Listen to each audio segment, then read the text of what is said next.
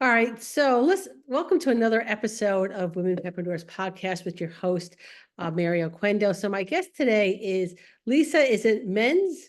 Men's. Oh, very good. Because usually I'll ask what the pronunciation is, and I just totally forgot.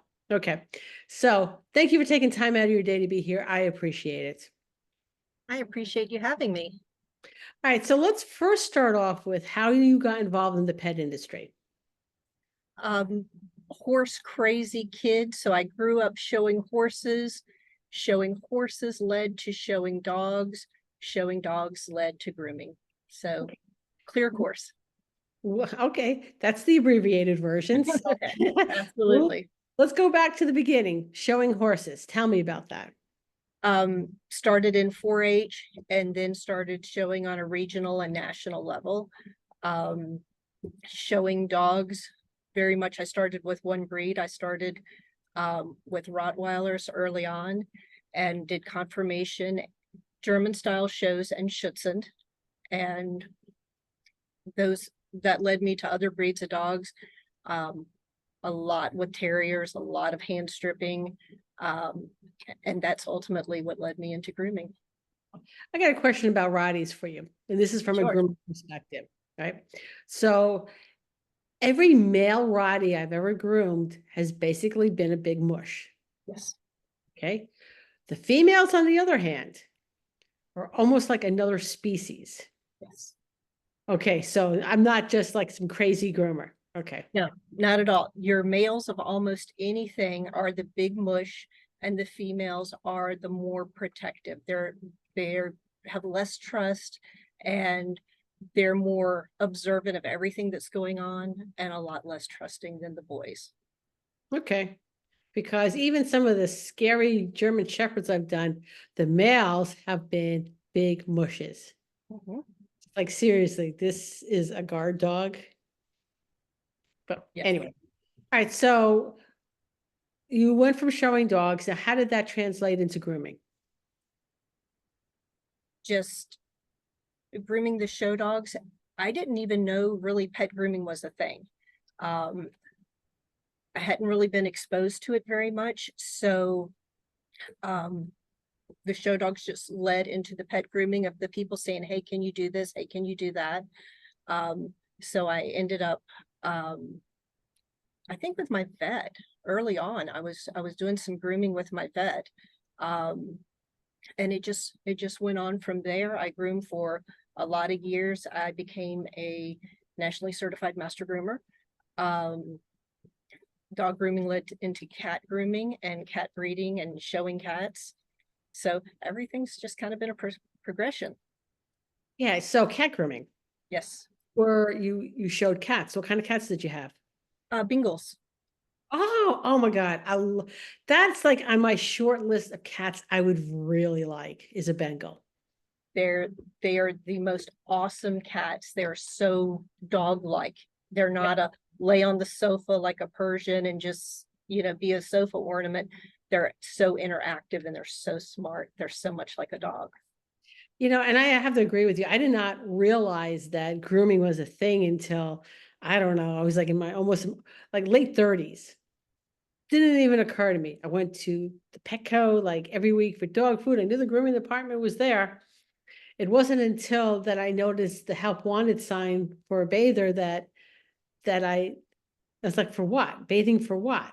It just didn't occur to me that dogs should be professionally groomed. I mean, yeah, I have had short-coated dogs my whole life, plus various husky-ish mixes, but still, it just caught me by surprise that you can make a living doing this. Yes, you and me both. Yeah. I mean, I'm glad I answered that help wanted ad. That, when to find out too, like the help wanted sign there was permanently there. Never ending.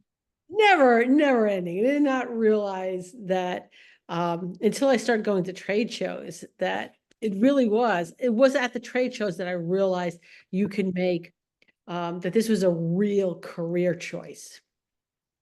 So that I thank the trade shows for, because I'm not sure how far I would have gone in the industry if I was just going to work and that was it. Right. I get that. I think that's when I learned about the grooming competitions and the grooming organizations was at the trade shows and reading the Barkley magazines. Yeah, you know what? And I had, when I worked corporate, I had two Bichons that I could have put that were in show trim. I could have gone to competitions with them. Both of those owners were on board with it. But then I went mobile instead, and life then takes a different path. Yes. That's But one thing I've never done. I've never been mobile. you know what? I've done it all. I've been a shop. Actually, no, I have not been a home-based groomer, and I have not been a vet groomer. Okay.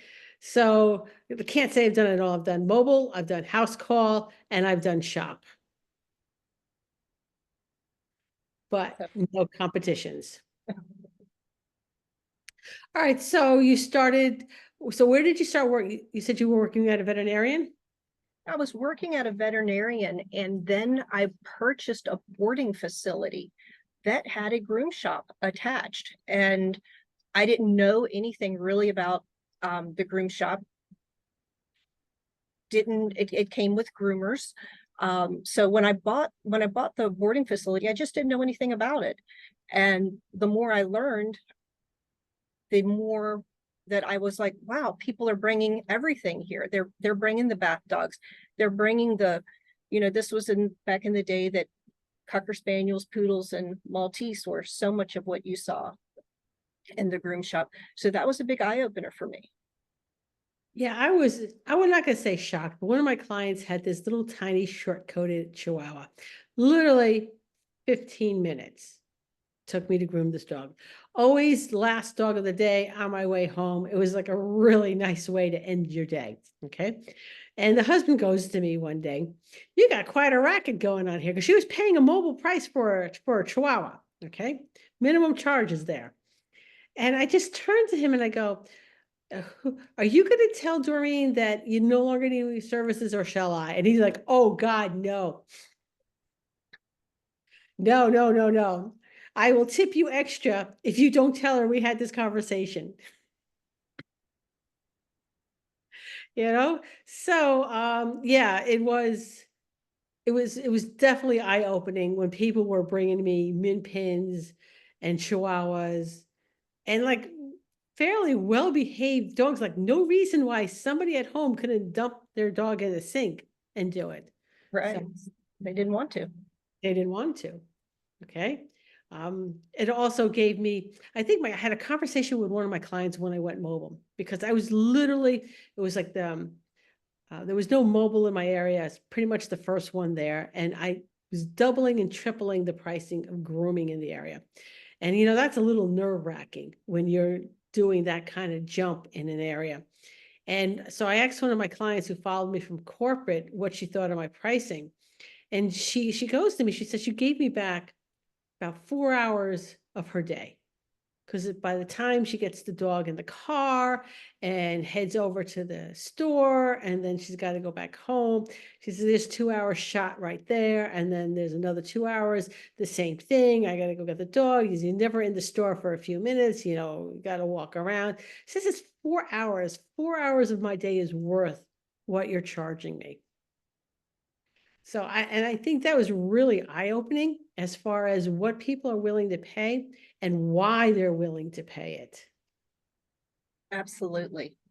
I I remember kind of thinking those same things, that because I got into grooming as kind of as an offshoot, I can't say I valued it early on, but it didn't take me too long to do the math and go, okay, need to change my focus a little bit. All right. So when you changed your focus, what happened to your business? Oh, it grew, and I went from a boarding facility with a groom shop to many groom shops as an offshoot from that. All right. So tell me a little bit about that. I was young and dumb and it was fun, and I about worked myself into the ground. But I learned a lot. I've watched the dogs change. I've watched the grooming industry change so much over the years.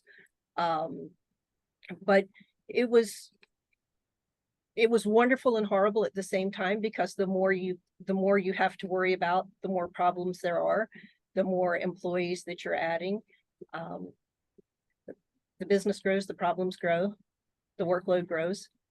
So how many shops did you have at one point? Where was the most? At 1.4. Okay. How many employees? Give or take. 25. Wow. All right. See, that was why I went mobile, because I didn't want to work with other people. I was like really happy working by myself. And I think part of that was corporate mentality, meaning that everybody was a body. They didn't care. They didn't care if people showed up for work, then they'll just replace them. They didn't realize what that was doing to the morale of the people who were working there, and people who honestly should not have been around pets. Sometimes they took a little bit longer to weed out, but nonetheless, that's why I went mobile. I didn't think that I was cut out for employees. I turned that way over the years. So, do you have any more? Are you still grooming? Number one, let's start there. I have a feline exclusive business that I have not sold as of yet.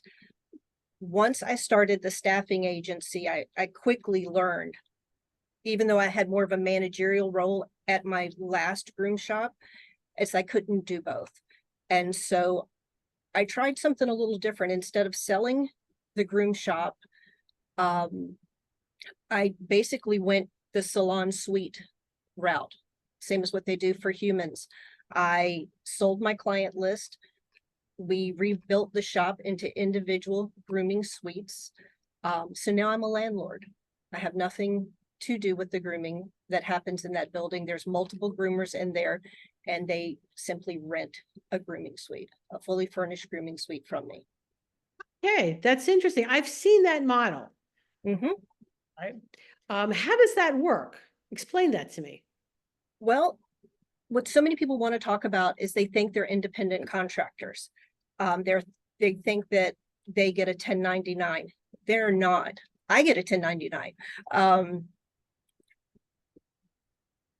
The businesses are totally separate. They're self-contained. Each groomer has to have all of the legal business things. They have to have their phone line. They have to have their tax number. Each suite has to be identifiable as it being a separate business. And the property lease it's a typical landlord type lease. They're carrying their own insurance. They're indemnifying me and the building from anything that could happen. And they pay a flat monthly rent. Each month, I supply electric, water, security system, internet, Interesting. a cleaning service, bathrooms, toilet papers, things like that. I am a landlord. Okay. All right. Well, I understand that's the correct way to do it. Yes, that is the only legal way that it can be done. And I am not a dog groomer. I cannot operate out of that building, because if I groomed a dog in that building, then I would be in competition, and you cannot run a like business. Okay. So I'm only a landlord. Okay, cool. So now you said you were a cat exclusive there for a while. Yes. All right. So for people who think they can't go cat exclusive, explain that to me. It's the best thing ever. For people who think that they can't be cat groomers, or have never been a cat groomer, they're just a dog groomer. I never set out on this journey to become a cat groomer. Didn't know anything about cats. I would have told you I wasn't a cat person because I didn't have any experience. And when Danelle German with the National Cat Groomers Institute, I saw one of her first seminars she ever did before she ever opened the school. And I went back from a trade show and I told my groomers, one who loved cats and who groomed cats. And I was like, hey, I want to sign you up for the school. I want to send you there. And she wouldn't go. She didn't feel that she needed any education. And so in talking with Danelle about it, I was like, Danelle, well, I'll go. And Danelle's like, no, you're probably not going to be a good fit. You just told me you didn't like cats. It took me months, but I convinced her to let me attend the school. Turned out that I just didn't know yet that I was a cat person. Went to the school, knew I didn't kind of like Persians so much.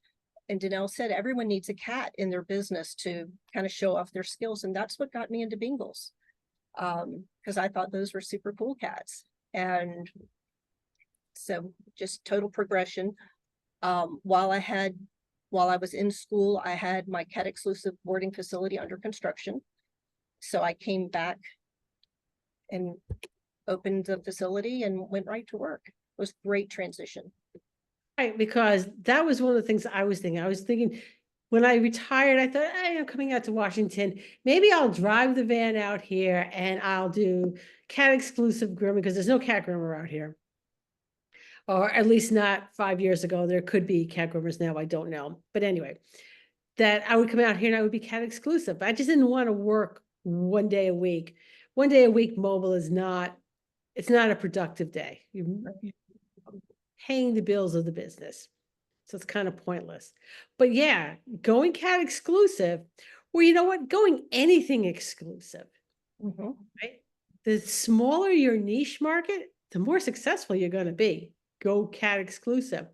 I know of a shop groomer, okay? She's got a small shop, and all she wants is Yorkies. Now, she doesn't bill herself as like Yorkie exclusive, but it's pretty much what she's got. Nothing but Yorkie. Awesome. Yeah. That's awesome. Seriously, I could go Yorkie exclusive too. Give me those little monsters. I love them. Mm-hmm. Okay, so okay, set up. So now you've got this set up where you're a landlord. Okay. So, well, I also noticed that you have something called Internet Staffing Solutions. Is that what it's called? Yes. Okay. Let's go there. What is that? It's a virtual assistant staffing agency born out of my need to find employees.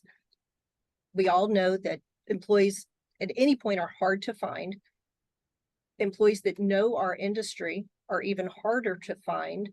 And during the pandemic, I was juggling. It didn't ever seem to matter.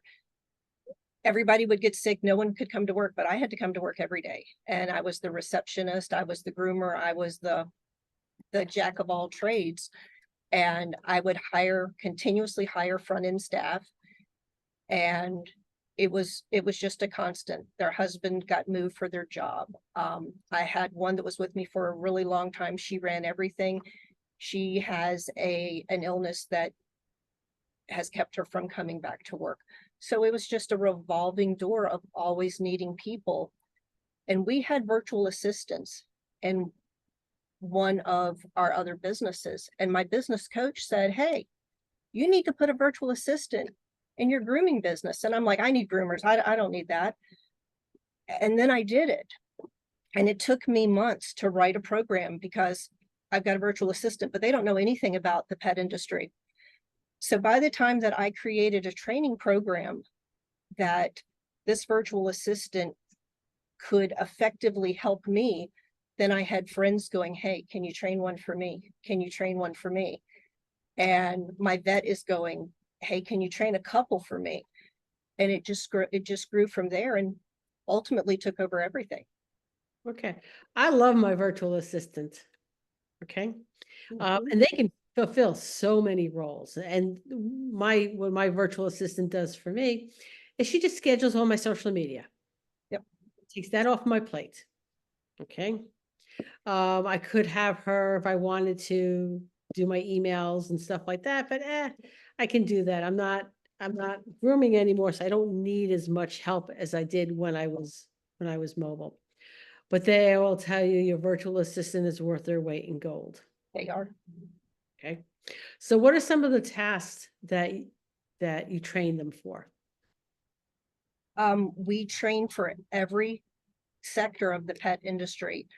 We have virtual assistants in groom shops doing nothing but the receptionist. We have them doing any of the office type tasks, content creation, video editing, social media scheduling. We have virtual assistants that will come in and help with your branding or rebranding, graphic designers. We have virtual assistants that are working at huge horse farms. And they're handling all of the shipping for breeding farms for horses. So they're handling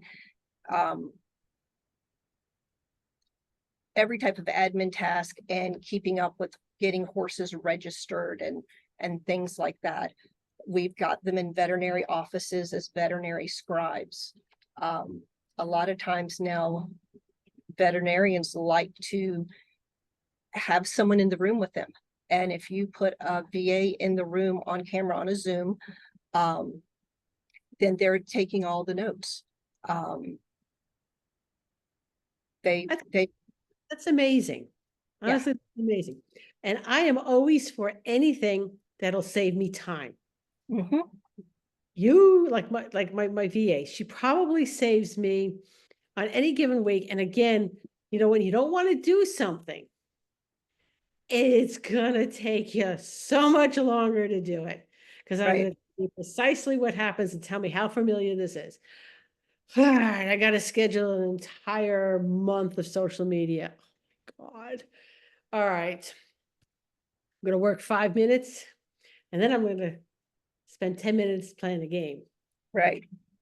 And then I'm going to work another 5 minutes. All right. And then I'm going to go read an article. Okay. Right. And I'm going to work another 5 minutes and then we're going to do something else. So what really should take an hour, right, is now taking me 4 hours to do. Mm-hmm. Okay. My 4 hours of productive work are worth so much more than to hire somebody for an hour to just do the thing because that's their job.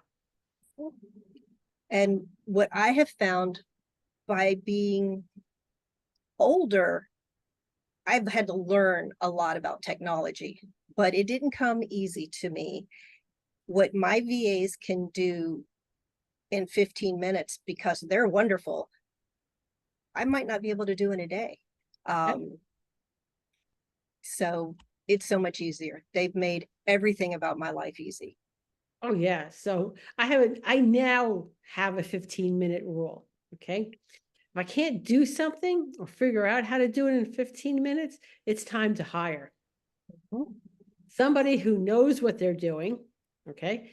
I'll pay them. I'm going to definitely pay them for their time because whatever it is they're charging is worth it for me because now I'm aggravating myself. And there's nothing worse than being aggravated because you can't figure out how to do it. And now I'm wasting time doing it. Yes. And we're all good at different things. And I would rather spend my time being productive, doing things that I'm good at, that make me money, versus the things that I'm not good at. And ultimately, I'm losing money for me to try to do them. Exactly. All right. And for me, that lesson came pretty early on when I realized I was never going to do my own taxes ever. Ever. Okay. I can do my weekly books. That's not an issue, but I'm going to bundle that all up. I'm going to send that out to my accountant because I'm not going to do my taxes. I don't want to learn tax code. I don't. Right. Okay. And if you make me sit down and do my taxes, this is going to be the same thing. Okay. I did 3 lines of my tax. Now let me go take a break because this is ridiculous. What do you mean I got to add up this stuff? Do I have all my receipts? I don't know. And it's going to take me, I don't know, 2 weeks to do my taxes. My accountant can churn that thing out in probably a half hour. Probably. Okay. Whatever he wants to, as when he sends me the invoice, he's going to get paid because the alternative really is me, I don't know, doing this podcast from a federal penitentiary because, you know, tax evasion. It's like, I'm not evading my taxes. I am paying taxes. You know, I just don't want to do the forms. So, but anyway, so yeah, hiring someone to do a task you don't want to do is well worth the money. We're going to take a quick break for a commercial. Just give me 1 second. Here we go. Are you feeling stuck in your mobile grooming business? Unsure about investing in a grooming vehicle or struggling to make your business thrive? Whether you're just starting out or looking to expand, the Mobile Groomer's Bible is your ultimate guide to success in the mobile grooming industry. Oh, what happened? Are you feeling stuck in your mobile grooming business? Unsure about investing in a grooming vehicle or struggling to make your business thrive? Whether you're just starting out or looking to expand, the Mobile Groomer's Bible is your ultimate guide to success in the mobile grooming industry. With decades of experience, Mary and Beth, leaders in the field, cover everything from starting a mobile grooming business to planning for the future. Let them help you take your business to the next level. Get your copy at positiveed.com/books. So you remember when we first started, you asked if I do any editing, and that answer is a resounding no. Oh, that little commercial bloop will be there as it is, because I don't edit this podcast. Okay, so moving it along. So how long have you had the VA business? About a year and a half. Okay, and how is it going? It blew my mind how it took off. So it's doing great. I've learned a lot. I love the aspect of helping people, because I know the position that employers are in when they just can't find the right person to do the job. Mm-hmm. Yeah, I went through a couple of duds with my VAs, and mostly because there wasn't, everything had to be like word of mouth, or it's like some online staffing things that I didn't know anything about. All right. So how does somebody become a VA for you? They have to have a background. I'm looking for a technical background. A lot of people want to know if we hire retired groomers. We have a couple.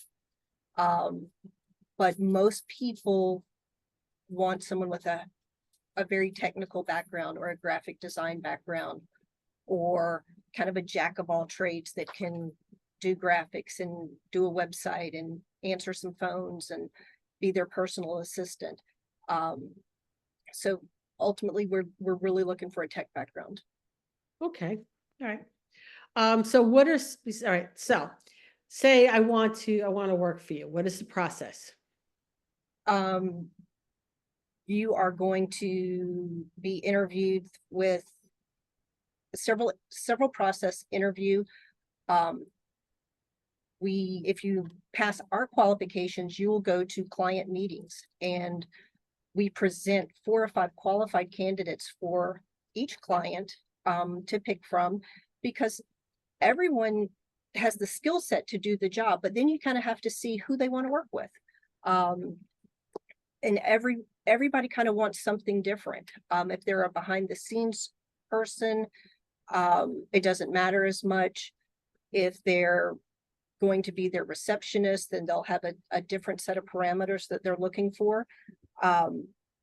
So once the client picks who they want to work with, we immediately put the VA into training if they don't have an animal background, and they're going to learn the animal portion from us. That's what sets us apart from other VA companies, because if you're going to go work in a vet, we're going to teach you the software before you ever get to the vet's office, so you can go in seamlessly. We're going to teach you the language. We're going to teach you about the animals, common questions that someone could answer.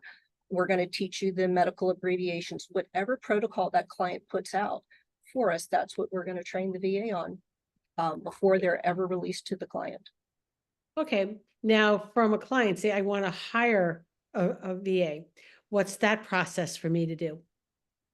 You're going to meet with me, and we're going to go over what your needs are, what exactly you need this VA to do for you. And a lot of people come into it with, I need a VA who's receptionist. And we grow with you. If you need that VA they probably have more training than what you needed to begin with. But if you need that VA who's your receptionist, if you're like, hey, I wish she could take over my QuickBooks. If they're not already trained for that, we're going to have them trained for that. So your VA can grow with you. Okay. So how many staff members do you have currently? At any one time, we have between 100 and 200. Wow. Wow. That's interesting. Some people have VAs that they've had since literally we opened. Some people will have a VA for a short-term project. Some people will only have a part-time VA. So it kind of comes and goes with everybody needs something different. All right. So what are the benefits? Why would someone want to be a VA? The work from home aspect. Okay. Which is really good because I work from home now too. It's pretty awesome. Yeah. Not having to car and go somewhere. Yeah. The work from home aspect is the number one thing. Okay. All right. And for somebody looking for a VA, okay. Explain to me, like, I don't know anything about VAs. Explain to me why a VA, why I should hire a VA. Why you should hire a VA? Because it's easier. We have found, well, I have found personally, and most of the clients would agree with me, the VA is going to show up for work. They're going to be there. They're happy to be there. And you're not going to have the absences.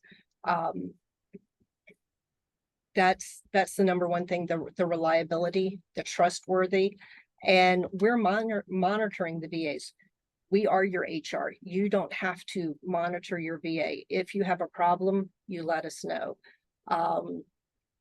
There's cost savings with going through an agency versus hiring your own, because I have client success managers and I have personnel who monitor the VA. At any moment of the day, we know what your VA is doing. So there's a lot of trust with that and a lot of reliability. We call you every week and say, hey, is everything going okay? Do you need anything? And it's interesting. We call, people don't always answer. They're happy. They go on and do their thing, but there's always someone checking in. That's interesting. You know what? I think it's much needed in our industry. I think there's so many aspects of the pet industry that we've been lagging behind other industries for so long. And VA is simply one of those things that we've lagged behind, and it is such a wonderful tool. So I'm going to say congratulations for doing this.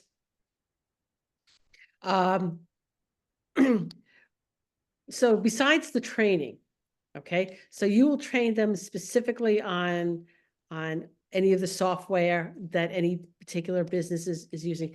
From the time you decide you're going to hire somebody to the time that they're actually ready to work for somebody, what's that time frame?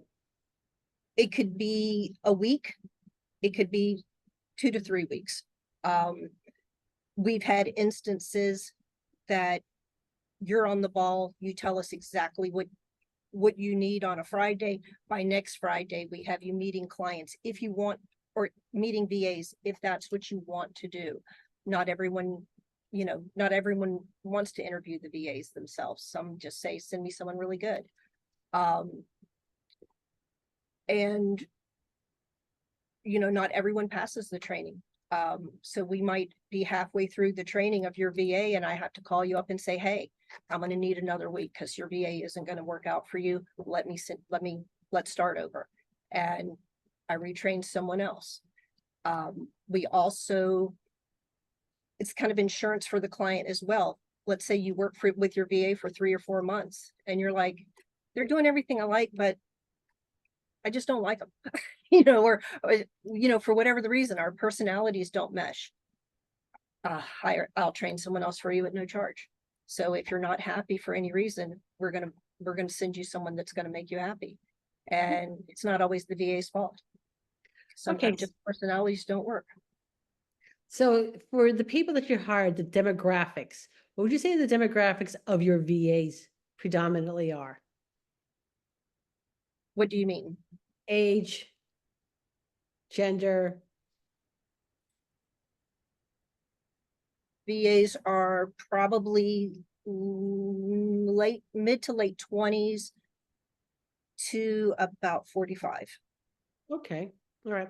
And do you have any retired groomers? Because honestly and truly, one of the things I floated when I was thinking ahead to retiring, now this is before VAs, okay?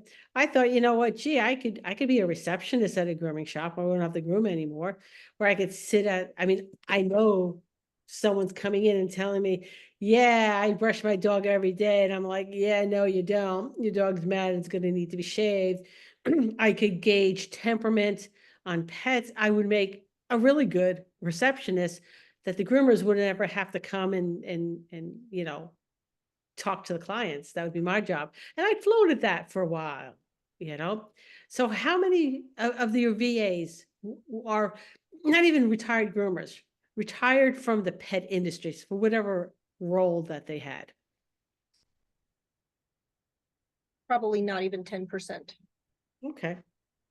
All right. That's interesting.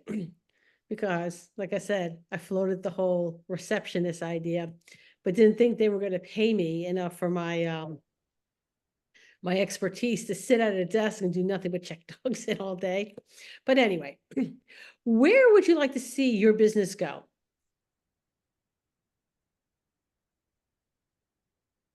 The 5-year plan,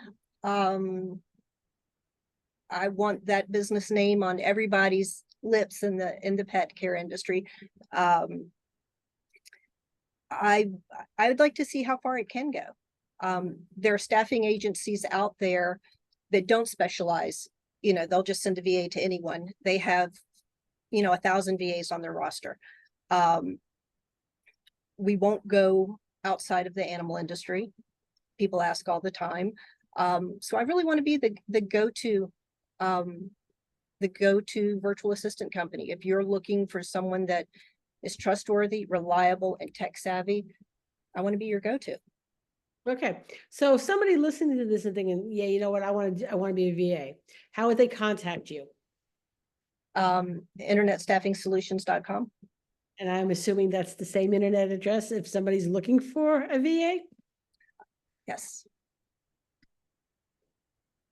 Okay. So you've gone past now your household name in the pet industry. Okay. Would you look to step back and just let somebody else run your business? Have your own personal VA run the business? No, Okay. not so much. I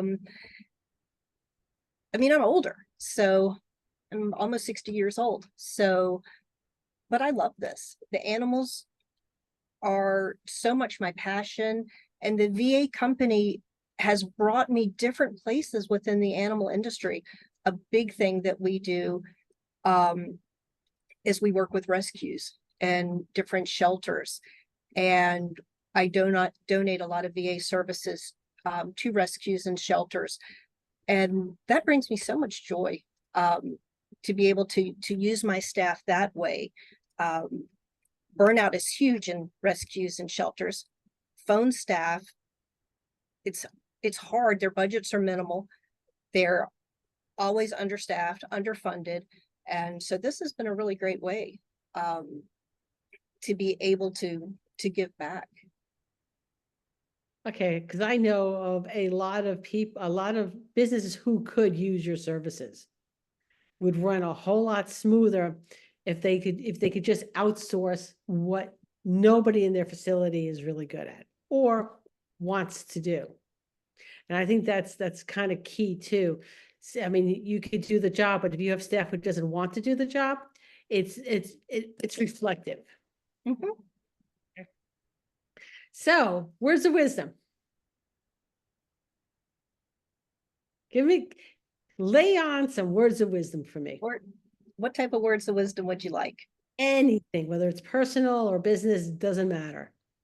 I would say follow your dreams, because I'm at the end of my career in a totally different place than I ever thought it would start. Like I said, one thing led to another. And so it's just been amazing, you know, to see where the road takes you. Yeah, that's really, really good advice, because I'm sitting here in the same exact position. I would never, when I first started, when I answered that help wanted ad at corporate, would never figure that I would be here where I am right now. So yeah, follow those dreams, pay attention to them. Yes. Yes. And be open to opportunities and saying yes, because you don't know where it's going to take you. Yeah, I'm a big believer of throwing a lot of things up at the ceiling, see what sticks. Not everything sticks. And you're like, okay, well, I didn't waste too much time on that. So on to the next. Mhm. Okay, Lisa, thank you so much for taking time out of your day to be here. I really appreciate it. Thank you for having me. I've enjoyed it.